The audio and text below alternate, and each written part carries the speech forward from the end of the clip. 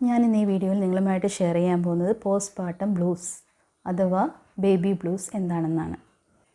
ഒരു അമ്മയുടെ ജീവിതത്തിൽ ഏറ്റവും പ്രഷ്യസ് ആയിട്ടുള്ള മൊമെൻ്റാണ് അവർക്ക് കുഞ്ഞ് ജനിക്കുന്ന സമയം.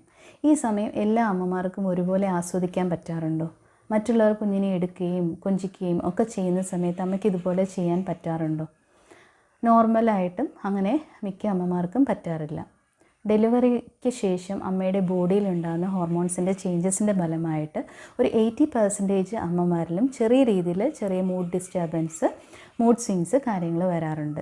അത് തികച്ചും നോർമലായിട്ടുള്ള ഒന്നാണ്. ഫസ്റ്റ് 2 വീക്സ് അവർക്ക് അത് കണ്ടിന്യൂ ചെയ്യാനായിട്ട് ചാൻസ് ഉണ്ട്. ഈ മൂഡ് സ്വിങ്സ് എന്നുകൊണ്ട് ഉദ്ദേശിക്കുന്നത് കുഞ്ഞിൻ്റെ കരച്ചിൽ കേൾക്കുമ്പോൾ അവർക്ക് വല്ലാത്ത ഇറിറ്റേഷൻ തോന്നുക, അതുപോലെ തന്നെ ഫീഡ് ചെയ്യാൻ ചിലപ്പോൾ മടി കാണിക്കുക, വേഗത്തിൽ സങ്കടം വരിക, മറ്റുള്ളവർ കുഞ്ഞിനെ എടുക്കുന്ന സമയത്ത് എനിക്ക് ഇതിനൊന്നും പറ്റുന്നില്ലല്ലോ, എന്നെക്കൊണ്ട് അറിയത്തില്ല, എനിക്ക് ഇതൊന്നും ചെയ്യാൻ എനിക്ക് പറ്റത്തില്ല, ഞാനൊരു കോമ്പറ്റൻ്റ് ആയിട്ടുള്ള മദറല്ല എന്ന് തോന്നുന്നത്, അതുപോലെ തന്നെ ദേഷ്യം തോന്നുന്നത്, ചിലപ്പം വിഷമം തോന്നി വേഗത്തിൽ ആവശ്യമില്ലാത്ത കാര്യത്തിന് എന്തെങ്കിലും ചെറിയ കാര്യങ്ങളുണ്ടെങ്കിലും അതിനെല്ലാത്തിനും കരഞ്ഞുകൊണ്ടിരിക്കുക, ഇതൊക്കെ നോർമലായിട്ട് അമ്മയിൽ വരുന്നതാണ് ഒരു 80% മദറിനും. ആ ഹോർമോൺസിൻ്റെ എഫക്റ്റ് ഏകദേശം ഒരു 2 വീക്സൊക്കെ ആകുമ്പോഴത്തേനും ചേഞ്ചായി അവർ നോർമൽ ആ ഒരു സ്റ്റേജിലേക്ക് എത്തും. പക്ഷേ ഈ ഒരു സ്റ്റേജ് പ്രോപ്പറായിട്ട് ഹാൻഡിൽ ചെയ്തില്ല എന്നുണ്ടെങ്കിൽ അതൊരു പോസ്റ്റ്പാർട്ടം ഡിപ്രഷനിലേക്ക് പോകാനായിട്ട് ചാൻസ് ഉണ്ട്. അപ്പോൾ ഇതെങ്ങനെ ഹാൻഡിൽ ചെയ്യാൻ പറ്റും? ഇത് പ്രോപ്പറായിട്ടുള്ള സപ്പോർട്ട് കുഞ്ഞിനെ കിട്ടിയ സമയമാണ്. കുഞ്ഞിനെ ആദ്യമായിട്ട് കുഞ്ഞ് ജനിക്കുന്ന മദേഴ്സ് ആകുമ്പം അവർക്ക് കുഞ്ഞിൻ്റെ കാര്യങ്ങൾ അത്രയും പരിചയം ഉണ്ടാകത്തില്ല, കുഞ്ഞിൻ്റെ കാര്യങ്ങൾ ചെയ്യാൻ. അതുപോലെ തന്നെ അവർ ഉറക്കം ഉളച്ചിട്ടുണ്ടായിരിക്കത്തില്ല, അഡിക്വേറ്റ് ആയിട്ടുള്ള റെസ്റ്റ് ഉണ്ടാകത്തില്ല, അഡിക്വേറ്റ് ആയിട്ട് സ്ലീപ്പ് ഉണ്ടാകത്തില്ല, ഫുഡ് മര്യാദയ്ക്ക് കഴിക്കാൻ പറ്റത്തില്ല. അപ്പോൾ ഇത്രയും കാര്യങ്ങളൊക്കെ വരുന്ന സമയത്ത് നാച്ചുറലായിട്ടും അവർക്കൊരു മൂഡ് സ്വിങ്സ് വരാനായിട്ട് ചാൻസ് ഉണ്ട്. അപ്പോൾ ഈ മൂഡ് സ്വിങ്സ് പ്രിവെൻറ്റ് ചെയ്യാൻ സപ്പോർട്ടാണ് മെയിനായിട്ട് വേണ്ടത്. സപ്പോർട്ട് എന്ന് പറഞ്ഞാൽ അത് ഫാമിലി എന്നുള്ള സപ്പോർട്ട്, ഹസ്ബൻഡ് സപ്പോർട്ട്. ഡെലിവറി കഴിയുന്ന സമയം തൊട്ട് ഹസ്ബൻഡ് എപ്പോഴും കൂടെ ഉണ്ടായിരിക്കുക. ഡിസ്ചാർജ് ആവുന്ന ടൈം വരെ ഹസ്ബൻഡ് എപ്പോഴും കൂടെ ഉണ്ടായിരിക്കണം. ബേബിയുടെ കെയറിൽ പാർട്ടിസിപ്പേറ്റ് ചെയ്യണം. ബേബിയുടെ കെയർ എന്ന് ഉദ്ദേശിക്കുന്നത് കുഞ്ഞ് മോഷൻ പാസ് ചെയ്യുന്ന സമയത്ത് ഡയപ്പർ മാറ്റി കൊടുക്കാം. അതുപോലെ തന്നെ ഫീഡിങ്ങിന് അമ്മയ്ക്ക് പൊസിഷൻ ചെയ്യാനും ഒക്കെ ബുദ്ധിമുട്ടുണ്ടെങ്കിൽ അതിന് ഹസ്ബൻഡ് ഒന്ന് ഹെൽപ്പ് ചെയ്യാം. പിന്നെ ഫീഡ് ചെയ്യുന്ന സമയത്ത് കുഞ്ഞ് ഉറങ്ങിപ്പോവുകയാണെങ്കിൽ അതിനൊന്ന് സ്റ്റിമുലേറ്റ് ചെയ്യാനായിട്ട് ഹെൽപ്പ് ചെയ്യാം. പിന്നെ കുഞ്ഞ് രാത്രി കരയുന്ന സമയത്ത് കുഞ്ഞിൻ്റെ കരച്ചിൽ മാറ്റാൻ സ്കിൻ ടു സ്കിൻ കോൺടാക്റ്റ് കൊടുക്കാൻ ഹസ്ബൻഡിനെ ഹെൽപ്പ് ചെയ്യാം. ഫീഡിങ് കഴിയുമ്പോൾ ഒന്ന് ഗ്യാസ് തട്ടി കൊടുക്കാൻ ഹെൽപ്പ് ചെയ്യാം. ഇങ്ങനെ ഹസ്ബൻഡ് ഒരുപാട് റോളുണ്ട്. അതുപോലെ തന്നെ ഗ്രാൻഡ് മദേഴ്സ് അടുത്തിരിക്കുന്നുണ്ടായിരിക്കും. അപ്പോൾ അവർ ചിലപ്പോൾ അവരുടെ പ്രഗ്നൻസി ആയിട്ട് കമ്പയർ ചെയ്യും. അന്നത്തെ ആ ജനറേഷൻ അല്ല ഇന്നത്തെ ജനറേഷൻ. അന്നെന്ന് വെച്ചാൽ എല്ലാവരും കുഞ്ഞുങ്ങളെ ഇഷ്ടം പോലെ ഹാൻഡിൽ ചെയ്തിട്ടുണ്ടായിരിക്കും. ഡെലിവറി ഒരു ജോയിൻറ്റ് ഫാമിലി ആയിരുന്നു ആ ടൈമിൽ. അപ്പോൾ അതുകൊണ്ട് അവർക്ക് കൂടുതൽ ഡെലിവറി കഴിഞ്ഞിട്ടുള്ള കാര്യങ്ങൾ, അതുപോലെ തന്നെ കുഞ്ഞിനെ നോക്കുന്ന കാര്യങ്ങൾ, കുഞ്ഞിനെ എടുക്കാൻ ഇതിനൊന്നും പരിചയക്കുറവുണ്ടാകത്തില്ല. പക്ഷേ ഇപ്പോഴത്തെ ജനറേഷൻ എന്ന് പറഞ്ഞാൽ കൂടുതലും ന്യൂക്ലിയർ ഫാമിലിയിൽ നിന്ന് വരുന്നവരാണ്.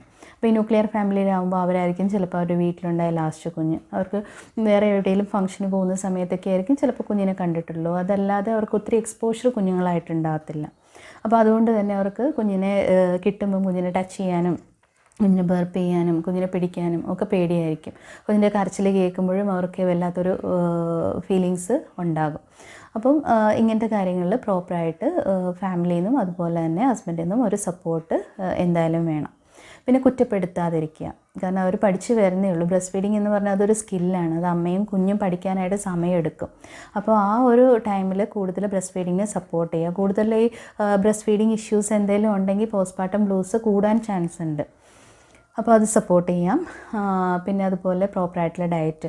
അവർക്ക് ചിലപ്പോൾ വിശപ്പുണ്ടാകത്തില്ല, ചിലപ്പോൾ വിശക്കുന്ന സമയത്തായിരിക്കും കുഞ്ഞ് കരയുന്ന. ആ ടൈമിൽ അവർക്ക് ചിലപ്പോൾ ഫുഡ് കഴിക്കാൻ പറ്റിയെന്ന് വരത്തില്ല. അപ്പോൾ അങ്ങനത്തെ പല പ്രശ്നങ്ങളുണ്ടായിരിക്കും. പിന്നെ അമ്മയ്ക്ക് പ്രോട്ടീൻ റിച്ച് ആയിട്ടുള്ള ഡയറ്റ് ധാരാളം കൊടുക്കാനായിട്ട് നോക്കണം. പാല്, എഗ് വൈറ്റ് അങ്ങനെ കുറച്ചേ കഴിക്കുന്നുള്ളൂവെങ്കിലും നല്ല പ്രോട്ടീൻ റിച്ച് ആയിട്ടുള്ള ഡയറ്റ് കഴിക്കുക. പിന്നെ പണ്ടൊക്കെ വെള്ളം കൊടുക്കത്തില്ലായിരുന്നു ഡെലിവറി കഴിഞ്ഞ് കിടന്ന്. അപ്പോൾ വെള്ളം കൊടുക്കുന്നതിന് പ്രശ്നമൊന്നുമില്ല, വെള്ളവും നന്നായിട്ട് കുടിക്കുക. അപ്പോൾ ഇതൊക്കെ ചെല്ലുമ്പോൾ അമ്മ കുറച്ചുകൂടി ഒന്ന് ആക്റ്റീവ് ആവും.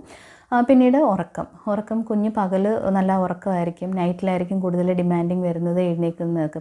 കുഞ്ഞ് ഉറങ്ങുന്ന സമയത്ത് പകൽ കിടന്നുറങ്ങുകയാണെങ്കിൽ നൈറ്റിൽ കുഞ്ഞ് എഴുന്നേൽക്കുമ്പോൾ അത്ര ക്ഷീണം ഉണ്ടാകത്തില്ല. പിന്നെ വിസിറ്റേഴ്സിന് പരമാവധി കുറയ്ക്കുക.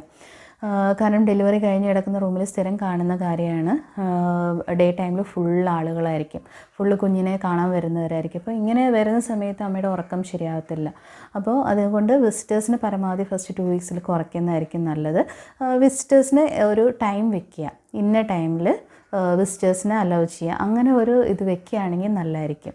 അപ്പോൾ ആ ടൈമിൽ മാത്രം നമുക്കൊന്ന് പ്രിപ്പയർഡ് ആയിട്ടിരിക്കാൻ പറ്റുമല്ലോ. പിന്നെ ആവശ്യത്തിന് റെസ്റ്റ് കൊടുക്കുക. അതുപോലെ തന്നെ ബ്രസ്റ്റ് ഫീഡിന് എന്തെങ്കിലും ഇഷ്യൂസ് ഉണ്ട് എന്നുണ്ടെങ്കിൽ ആ ഇഷ്യൂസ് സോൾവ് ചെയ്യാനായിട്ട് ശ്രമിക്കുക.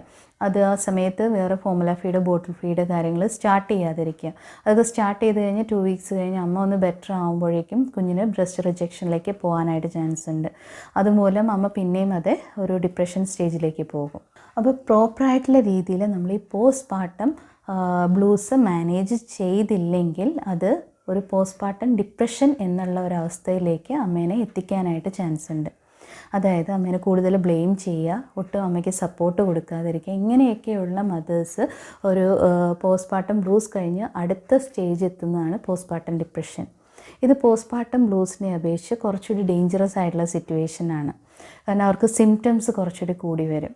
സിംറ്റംസ് എന്ന് പറഞ്ഞാൽ അവർക്ക് ഒരു അവോയ്ഡൻസ് ഫീലിംഗ് ഉണ്ടാവും, ഒരു ഇൻകോമ്പറ്റൻ്റ് ആണെന്നുള്ള ഫീലിംഗ് ഉണ്ടാവും, ആങ്സൈറ്റി കൂടുതലായിരിക്കും, സാഡ്നെസ് കൂടുതലായിരിക്കും, ദേഷ്യം കൂടുതലായിരിക്കും, എപ്പോഴും കരച്ചിൽ കൂടുതലായിരിക്കും. അതുപോലെ തന്നെ ഒരു ഇൻട്രൂസീവ് തോട്ട്സ് അവർക്കുണ്ടായിരിക്കും. ഇൻട്രൂസീവ് തോട്ട്സ് എന്ന് പറഞ്ഞാൽ കുഞ്ഞിനെ ഹാം ചെയ്യാനുള്ള ഒരു തോട്ട്സ് ചിലപ്പം ഇടയ്ക്കിടയ്ക്ക് മനസ്സിലേക്ക് കടന്നു വരും. അതുപോലെ തന്നെ സൂയിസൈഡൽ ടെൻഡൻസി ചിലപ്പോൾ ഉണ്ടാവും.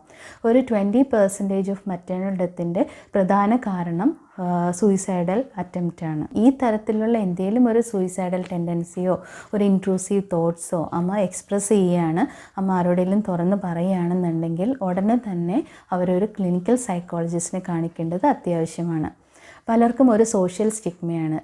ക്ലിനിക്കൽ സൈക്കോളജിസ്റ്റിനെ കാണിച്ച് നാണക്കേടാവോ, ആൾക്കാരെന്ത് പറയും, മെഡിസിൻ തരുമോ, അങ്ങനത്തെ പല തോട്ട്സും ഉണ്ടായിരിക്കും. അപ്പോൾ ക്ലിനിക്കൽ സൈക്കോളജി എന്ന് പറഞ്ഞാൽ അവർ കൂടുതൽ പേഷ്യൻറ്റുമായിട്ട് കൂടുതൽ കമ്മ്യൂണിക്കേറ്റ് ചെയ്യും. അതുപോലെ തന്നെ പേഷ്യൻ്റെ തോട്ട്സ്, അതുപോലെ പേഷ്യൻ്റെ എക്സ്പീരിയൻസ് എല്ലാം അവർ ഷെയർ ചെയ്യാൻ കുറച്ചുകൂടി ഒരു ആപ്റ്റായിട്ടുള്ള പേഴ്സണാണ് ക്ലിനിക്കൽ സൈക്കോളജിസ്റ്റ്.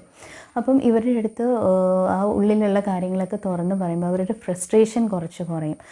പൊതുവേ ഡെലിവറി കഴിഞ്ഞ അമ്മമാർക്ക് ഒരുപാട് ഫ്രസ്ട്രേഷൻസ് ഉണ്ടായിരിക്കും. ഈ ഫ്രസ്ട്രേഷൻസ് കേൾക്കാനായിട്ട് ഫാമിലിയിൽ നിന്നോ അല്ലെങ്കിൽ ഹസ്ബൻഡോ ആരും ഇരുന്ന് കൊടുക്കത്തില്ല.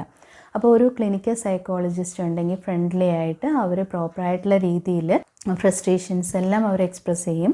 അപ്പം ടോട്ടലി റിലാക്സ്ഡ് ആവും. പിന്നെ പ്രോപ്പറായിട്ടുള്ള ഗൈഡൻസ് കൊടുക്കും അവർക്ക്. അപ്പോൾ അങ്ങനെ കുറച്ച് വിസിറ്റ് എടുത്ത് കഴിഞ്ഞിട്ടുണ്ടെങ്കിൽ പോസ്റ്റ്പാർട്ടം ഡിപ്രഷൻ ഈസി ആയിട്ട് മാനേജ് ചെയ്യാനായിട്ട് സാധിക്കും. അതുപോലെ തന്നെ മെഡിറ്റേഷൻ കൂടുതൽ ചെയ്യാം, യോഗ കൂടുതൽ ചെയ്യാം, അതുപോലെ ഡീപ് ബ്രീത്തിങ് എക്സസൈസ്, പ്രോപ്പറായിട്ടുള്ള ഡയറ്റ്, കുറച്ചുകൂടി ഫ്രണ്ട്സുമായിട്ടുള്ള കുറച്ച് മിംഗ്ലിങ്, ഇത്രയൊക്കെ ആകുമ്പോൾ അമ്മ കുറച്ചുകൂടി ആ പോസ്റ്റ്പാർട്ടം പീരീഡ് ഒരു ഹാപ്പി ആയിട്ട് തീർക്കാനായിട്ട് സാധിക്കും. ഇൻ കേസ് പോസ്റ്റ്പാർട്ടം ഡിപ്രഷനിലേക്ക് പോവുകയാണെങ്കിൽ അതും ഒഴിവാക്കാനായിട്ട് സാധിക്കും.